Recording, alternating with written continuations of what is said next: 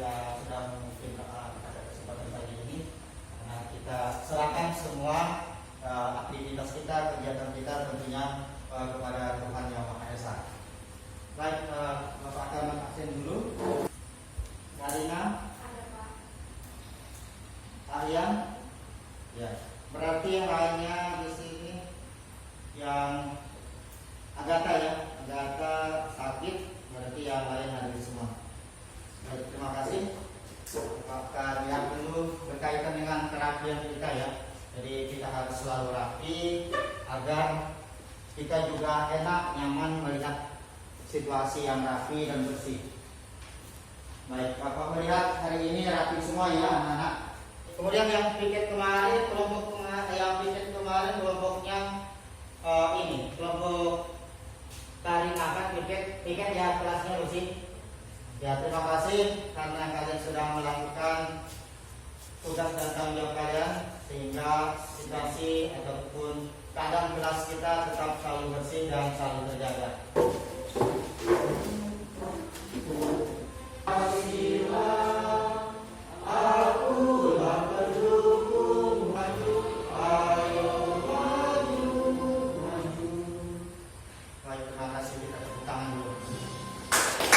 Kekuasaan bagaimana kita harus selalu membawakan lagu-lagu nasional kita untuk mengingatkan kita menumbuhkan semangat kecintaan akan bangsa dan negara kita.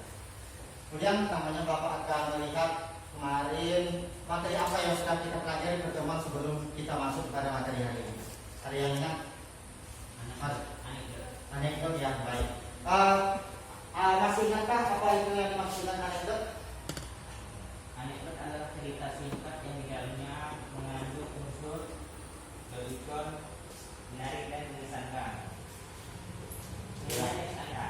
Ya, jadi itu materi kita yang sudah kita pelajari pada pertemuan sebelumnya berkaitan dengan anekdot. Terima kasih, tepuk tangan untuk temannya.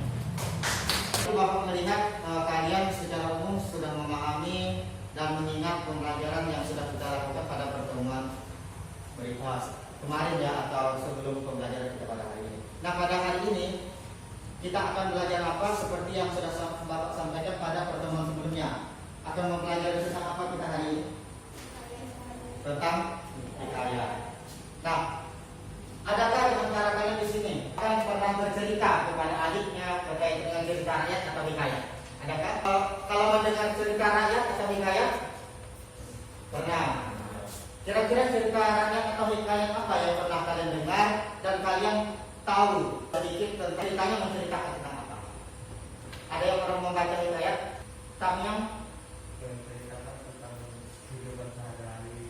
Menceritakan tentang kehidupan sehari-hari. Ya, itu kami. Bapak akan melihat apakah dari hikayat ataupun cerita rakyat yang pernah kalian baca.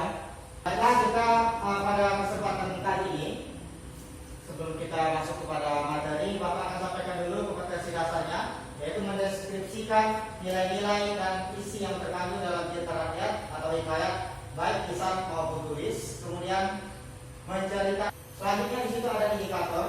Nah, indikator di sini yaitu yang 7.1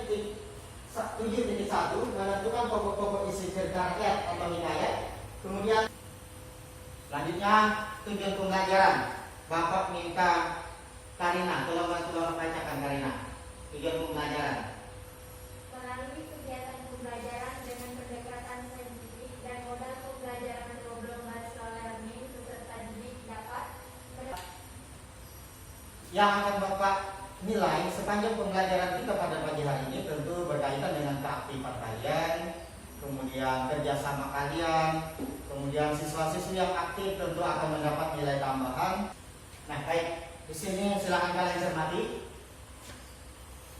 hikayat Raja Donang. Nah, di sini berdasarkan pemahaman kalian silakan Bapak beri waktu kurang lebih 3-5 menit. Silakan kalian baca. Nanti Bapak akan melihat sejauh mana pemahaman kalian tentang hikayat.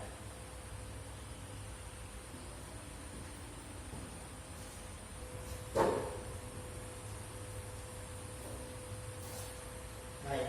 Itu yang sudah kalian amati, yang sudah kalian pahami dan cermati Di sini ada hikayat Raja Bonang. Dari yang sudah Bapak tampilkan ini, apa yang kalian pahami tentang hikayat? Apa saja yang terdapat pada hikayat? Ada yang bisa memberikan jawaban? Coba Tia.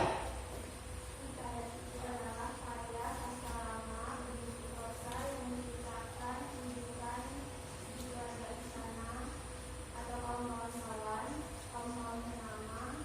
Ya, kita beri tepuk tangan untuk Tia. Nah, ini pengertian hikayat. Ya, tentu di situ ada nilai-nilai. Ada, ya silakan Angela. Nilai-nilai yang dapat diteladan oleh pembaca dalam hikayat itu nilai moral, nilai budaya, nilai sosial, nilai religius. Nah, itu adalah nilai-nilai yang terkandung atau yang terdapat pada hikayat. Ya, Tia, silakan Tia. Ciri-ciri hikayat itu isinya menceritakan tentang kehidupan di istana atau kerajaan. Setelah itu ceritanya selalu berakhir dengan kebahagiaan. Setelah itu di dalamnya terkandung bahasa Melayu yang sulit dipahami. Ada juga pantun. Pantun, ya. Baik, terima kasih Tia. Kita beri tepuk tangan lagi untuk Tia. Apa yang kamu pahami kakak? Unsur-unsur intrinsik dan ekstrinsik yang terdapat pada hikayat atau cerita lain. Baik, tadi Bapak lihat Angela ya, Angela mengangkat tangan. Silakan Angela. Instinktif dan ekstensi diikutsertakan dengan pantun berbingkai-bingkai, artinya berisi cerita-cerita yang diceritakan oleh seseorang setelah awal orang yang diceritakan tersebut diceritakan. Unsur intrinsik. Hikayat berfungsi sebagai media hiburan, pemanis, makanan atau meramaikan pesta. Terima kasih bagi kalian tentunya yang sudah mempersiapkan diri belajar dengan baik di rumah, sehingga Bapak perhatikan secara umum kalian sudah mampu memahami materi tentang hikayat yang akan kita pelajari kali ini. Baik, Bapak akan mulai sedikit berkaitan dengan materi pembelajaran kita pada pagi hari ini. Kita lihat definisi, ciri-ciri dan jenis-jenis hikayat. Seperti yang sudah diutarakan teman-temannya tadi dia sudah menjelaskan bahwa hikayat adalah karya sastra lama berbentuk prosa, mengisahkan kehidupan keluarga istana atau kaum bangsawan, orang-orang ternama, orang suci di sekitar istana dengan segala kesaktian, keanehan, dan mujizat tokoh utamanya. Kemudian hikayat berfungsi sebagai media hiburan, kemudian pembangkit semangat atau untuk meramaikan pesta. Itu kalau kita lihat fungsi hikayat. Nah, selanjutnya kita lihat apa saja ciri-cirinya di sini. Kita lihat bahwa di sini dikatakan anonim, kemudian istana sentris. Nah, di sini ada jenis hikayat. Yang pertama jenis hikayat berdasarkan fase historis, kemudian berikutnya jenis hikayat berdasarkan isi. Ada yang bisa bantu Bapak untuk membacakan?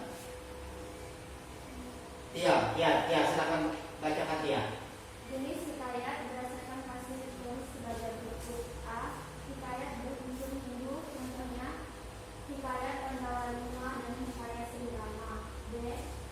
Nah, ini merupakan jenis hikayat berdasarkan fase historis dan berdasarkan isi. Sudah disertai juga dengan contoh-contohnya. Baik, selanjutnya kita lihat lagi nilai-nilai yang terkandung atau yang terdapat dalam hikayat seperti yang sudah diutarakan teman-temannya tadi.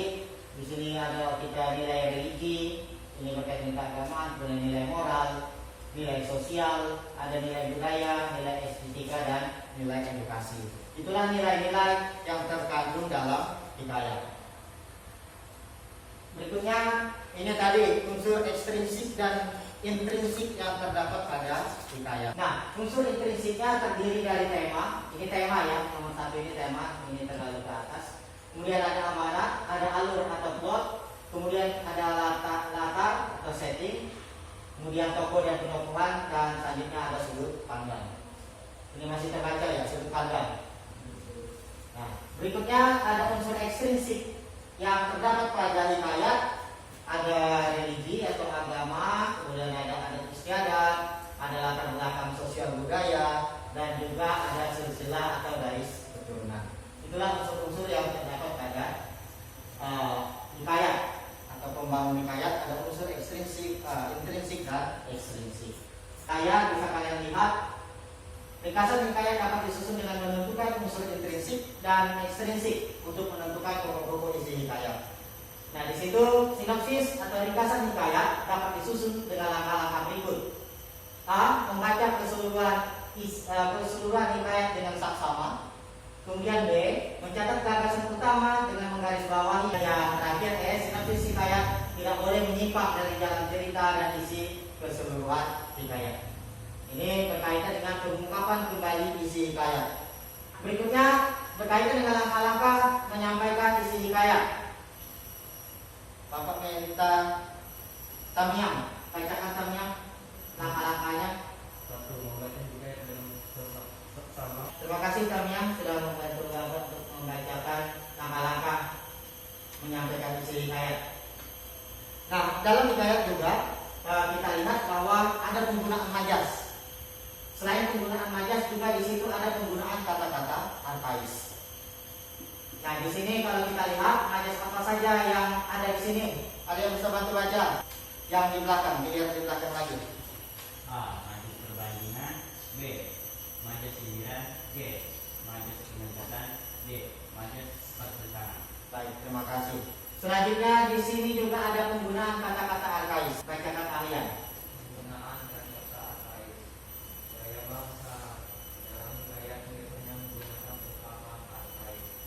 Berhubungan dengan masa lalu, ciri umur tua, seperti dan kata, alkisah, dan sebenarnya. Iya, itu berkaitan dengan penggunaan kata-kata arkais. Baik, terima kasih Asian sudah membantu Bapak. Ini tadi berkaitan dengan penggunaan majas dan penggunaan kata-kata arkais. Nah, baiklah, berkaitan dengan materi pembelajaran kita hari ini, Bapak akan melihat dari yang sudah kita pahami bersama. Bapak akan membagikan LKPD. Silakan kalian masing-masing membentuk kelompok.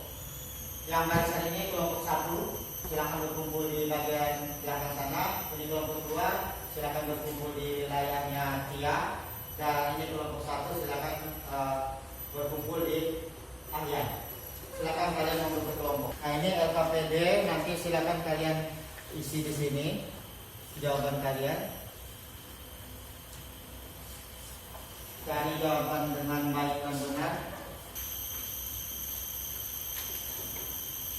Nah, Bapak mau kalian seperti yang sudah Bapak katakan tadi, silakan kalian pahami berkaitan dengan apa saja sih yang terdapat pada hikayat Raja Donang ini. Di situ Bapak mau nanti yang ini kelompok 1, yang ini kelompok 2, dan yang ini kelompok 3. Nanti tentunya di situ silakan nanti perwakilan kelompok untuk menyampaikan hasil diskusi kelompoknya. Jadi silakan kalian sekarang kerjakan, Bapak beri waktu kurang lebih 10 menit.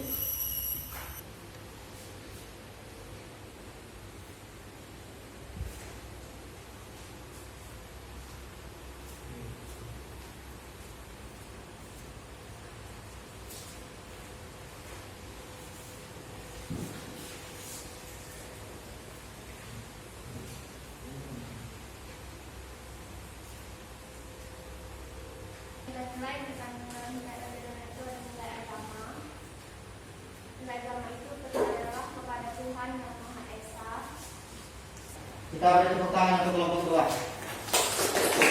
Sekarang silakan kalian masing-masing orang untuk membaca kembali. Bapak beri waktu kurang lebih 5 menit membaca kembali berkaitan dengan hikayat Hang Tua dan hikayat Sirkusat Malam sesuai yang sudah Bapak bagikan tadi. Kemudian nanti silakan dibacakan kembali apa yang sudah kalian pahami atau diceritakan kembali berkaitan dengan hikayat yang kalian baca.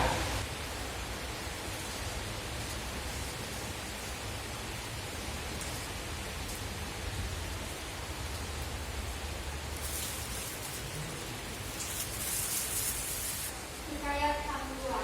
Hang Tua lahir dari ibu yang bernama Jamarduati, sementara ayahnya bernama Hang Mahmud. Selanjutnya silakan masing-masing kelompok kumpulkan LKPD yang sudah kalian kerjakan untuk Bapak nilai lagi. Jadi silakan dikumpulkan LKPD yang sudah kalian kerjakan itu. Masing-masing kelompok satu orang saja untuk mengumpulkan. Nah, sebelum kita mengakhiri kegiatan pembelajaran kita pada hari ini, Bapak ingin bertanya dulu berkaitan dengan pembelajaran kita pada pagi hari ini. Tentunya berkaitan dengan yang sudah kita lakukan. Yang pertama tentu Bapak ingin melihat dulu sejauh mana pemahaman kalian tentang seksi kalian. Silakan dia. Yang kamu pahami secara umum berkaitan dengan seksi kalian ini.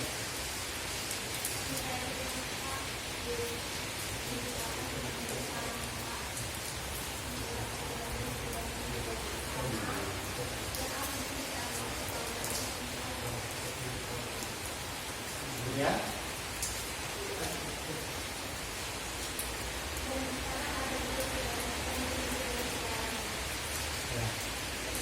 Saja. Baik, terima kasih. Kita beri tepuk tangan untuk dia.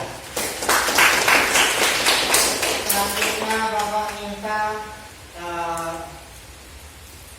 dari kelompok sini, ya.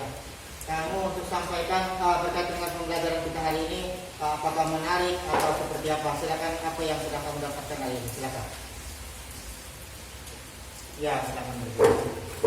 Untuk pelajaran kita hari ini, bahasa Inggris sudah ada. Ya, menarik. Inilah hasil yang sudah kita pelajari hari ini. Cerita rakyat atau riwayat adalah salah satu bentuk sastra prosa pertama dalam bahasa Melayu yang berisikan tentang kisah, cerita, undang-undang, sejarah yang bersifat rekaman, kepahlawanan, keagamaan, dan dongeng. Estetika. Nah, itulah rangkuman atau ringkasan pembelajaran kita sepanjang hari ini. Berharap harapan Bapak kalian benar-benar memahami materi tentang cerita hikayat. Kemudian tentu dalam kehidupan kita sehari-hari kalian bisa meneladani nilai-nilai yang terkandung di dalamnya. Sehingga ketika kalian membaca sebuah hikayat, kalian juga mampu memahami nilai-nilai ataupun ciri-cirinya. Tentu ini bisa kalian jalankan dalam kehidupan kalian sehari-hari. Karena di situ tadi ada nilai moral, nilai budaya, nilai sosial, nilai religius atau keagamaan, nilai pendidikan, nilai politik, dan nilai estetika. Baik, itu saja berkaitan dengan materi pembelajaran kita pada pagi hari ini. Kemudian pesan Bapak untuk pertemuan berikutnya kita mempelajari materi negosiasi. Silakan di rumah kalian pelajari materi tentang negosiasi sehingga ke depan ketika kita pembelajaran bisa berjalan dengan baik, lebih aktif lagi dari hari ini. Dan hari ini Bapak menilai bahwa yang aktif ada Tamiang, ada Karina, dan ada Angela serta Tia. Kita beri tepuk tangan untuk teman-temannya yang sangat aktif. Baik, terima kasih untuk mengakhiri pertemuan kita atau pembelajaran kita pada hari ini. Mari kita akhiri dengan berdoa. Bapak minta Karina untuk memimpin doa.